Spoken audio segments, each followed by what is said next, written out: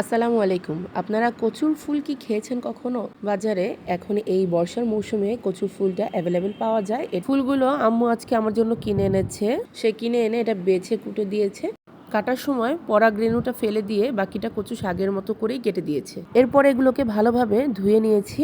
কড়াইতে প্রথমে তেল গরম করে এতে আগে থেকেই হলুদ লবণ দিয়ে ম্যারিনেট করে রাখা চিংড়ি মাছ দিয়ে দিলাম কতগুলো। এগুলোকে একটু ভেজে নিব যাতে চিংড়ি মাছ থেকে সুন্দর একটা ঘ্রাণ বের হয়ে আসে। এখন এতে কিছুটা কাঁচামরিচ ফালি আর পেঁয়াজ কুচি দিয়ে দিলাম, সাথে রসুন কুচিও দিয়ে দিয়েছি। পরিমাণ মতো লবণ দিয়ে আর একটু ভেজে নিব পেঁয়াজটা নরম হয়ে আসা পর্যন্ত। এখন এতে দিয়ে দিচ্ছি হলুদ গুঁড়ো, লাল মরিচের গুঁড়ো, ধনিয়া গুঁড়ো আর জিরে গুঁড়ো। শুকনো মশলাগুলোকে এবার একটু কষিয়ে নিব। তারপরে এতে দিয়ে দিব নারকেল বাটাটা দিয়ে এবার ভালোভাবে কষিয়ে নিতে হবে যতক্ষণ পর্যন্ত না তেল ভেসে উঠছে। তারপরে এতে দিয়ে দিব আগে থেকে ধুয়ে রাখা সেই কচুর ফুল। এবার কচুর ফুল দিয়ে ভালোভাবে নেড়ে চেড়ে এটাকে কষিয়ে নিতে হবে। সবকিছু একসাথে ভালোভাবে মিশিয়ে নিয়ে আমি এবার এটাকে ঢাকনা দিয়ে ঢেকে দিব।